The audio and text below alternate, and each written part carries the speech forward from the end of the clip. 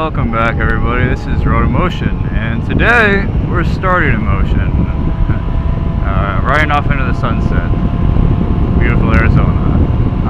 Anyway, topic for today: people were asking for a review. I ride a 600 CBR RR, the only kind. Screw the F4. That's not whatever. I don't know why people buy that, but my bike.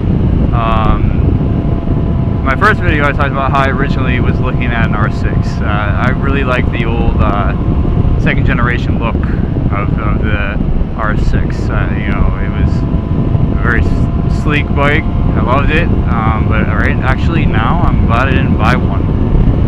My reasons for that were mostly the comfort levels. That is the greatest aspect to this sport bike over all the other ones that I've sat on, rode on so far, which is all it is a sport bike. I'm not talking about cruisers, touring, anything else. All I've ridden on are sport bikes, and sat on. I'm a sport bike enthusiast. I like the Japanese stuff, cars, bikes. But yeah, the CBR out of all the ones I've sat on so far, which would be like an R6, Triumph, Daytona, 675, 1000RR, R1, the ZX6R, which the Kawasaki makes a great bike as well, and they're actually very comfortable. But out of all of them, I think that the CBR is hands down the most comfortable. I was a little worried at first with how tall I am. I have long legs with the CBR because it's got a thin seat. And because it's got a thin seat, I thought I would be, scrunched, my real pinched in on it. My legs would be all squished. But really, it's got a really nice sit to it, and I'm really glad I have this slim seat now, because the drawback of the R6s are that those seats are so wide, and I don't understand. My buddy has a 2013 R6, and sitting on his, it's very uncomfortable. He also has like the plastic that sticks out on the sides of it as well. It all digs into your leg. And it's just very uncomfortable. Sorry, we're getting a little loud here. But yeah, the seats, I don't know why they made them so wide. They're a very, very wide bike. The second generation weren't as wide, but I still found that I was just a little uncomfortable on them, because especially to sit there for long hours, it would be tiring. But the CBRs, I don't seem to have that problem with. I love these slim seats, and then not to mention that I think the seat, whatever they make them out of, is much more comfortable as well. It's much softer material, so it's much more forgiving. I have done a ride up from Phoenix to Sedona and back in a single day on this, and aside from the typical aches that you would receive on a sports bike. Oh, there goes the speed.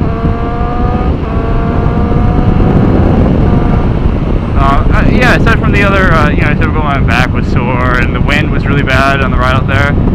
Pretty much had a crosswind the entire way up, and it got pretty powerful at some points in the mountains. So it was a very uncomfortable ride, especially on the way back when I got later in the day. It's about 2 hours up to where I went, Sedona, and about 2 hours back. So 4 hours total on the bike. And I haven't done many long trips. I've only been riding like that for 4 months. So for me, that was kind of an eye-opener, but I'm really glad I had this over the other options. Like I said, because this seat, I tell you, after 4 hours, my ass was even sore on this bike. And this is a crazy comfortable bike. I even had a few of my friends sit on it and say, yeah, I really wish I had this seat on my bike. My buddy loves his R6, but I guarantee you throw a seat like this on an R6, it makes it like just that much better. And I tend to appreciate all of the 600 series bikes. I love the ZX6R, I love the R6, I love the 600RR. I like them all. I think they're all great bikes, and they're all very similar in certain aspects, but the comfort, this has it. Speed, now the other bikes might have the CBR at speed, but all in all, they're all 600 series bikes. They're all pretty much going to be just as fast. This thing still goes 150 miles an hour, 160 if you're in the right place. I can attest to that. But it's you know, it's not quite as quick. I could tune it. I do have a power commander on this. I could tune it to have a similar power curve to the R6. But at the end of the day, the R6 is a purebred track bike. It's built for the track. You know, the upper range is always going to have this, and that's been proven. That Daytona, my buddy who's got that, he'll always have me in the lower end. But right in the middle, that's where this bike really does excel. And you know, if you're anywhere from 6,000 RPMs up to 11, 12, that's your domination range. That's where you got to make it count. Yeah, the other features of the bike, actually, there's one I've noticed that I really didn't think I would enjoy on this. I have an 09 CBR. Over the older CBRs, it's those lower fairings, the full cover. Now, at first, I really hated these full covers. I despised them. I wanted to get it switched out. I don't even have my frame sliders I bought on here because they cover it. I need to drill holes in there sometime, but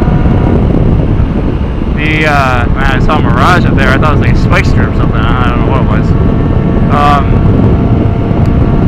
What was I saying? Yeah, those fairings. My buddy took his R6 down to a local, right down by the Cardinal Stadium. There's like a bunch of bars there and stuff. You can go hang out. He was down there, and he was down there one day, and somebody stole the oil drain plug off of his bike. And he didn't notice it until he was on his way back, and it sprayed his entire body with oil, which, yeah, was not a great experience. And I think that would piss anybody off. But with my bike, I can, you know, park it somewhere securely, you know, park it anywhere really, and feel pretty secure about the fact that nobody's going to take off my fairings and do that, you know, tamper with my engine or shove anything in there. They're not supposed to, or take them if they're not, you know, that I need. But so yeah, I kind of like that. And it does, the engine out here, because of the hot weather, you know, it's 110 degrees outside. Your bike's trying to stay under, you know, 220-ish. His engine gets really, really hot, especially when you're sitting in traffic. And those lower fairings really help out with that. Granted, if you have the 07, 08 style lower fairing where it's open, it exposes the engine, it helps cool your bike off a little there too. So yeah, trade one for the other. I might actually buy a set of lowers at some point, just so I can, you know, swap them out whenever I feel like it. I did scratch up these two lowers the first night. I owned this bike for about 30 minutes, and I'd never ridden a bike in years. It was just a dirt bike a long, long time ago, and that was a bad experience. Yeah, just learning on two wheels, and the first night I had it for 30 minutes and dropped it on its left side. Just dropped it and wrecked it, but I just dropped it, and then when I went to pick it up, I didn't throw my leg over the bike, and I picked it up and went right back over on the right side. So that kind of pissed me off. Granted, you can't see the scratches a whole lot. I was just talking about laying it down. It's one of the most embarrassing things I've done on my bike. That instance, the most embarrassing point, was where I was at the gate. You know, they have to check you into the base. I was at the gate at one time, and I went to grab my card out of my pocket and lifted my leg up and dropped it right at the gate in front of there were like 5 cars behind me, and the guards were there, and it was a little demoralizing. I got freaking pissed. Yeah. So back to the bike, I really do. I really do think I made a great choice.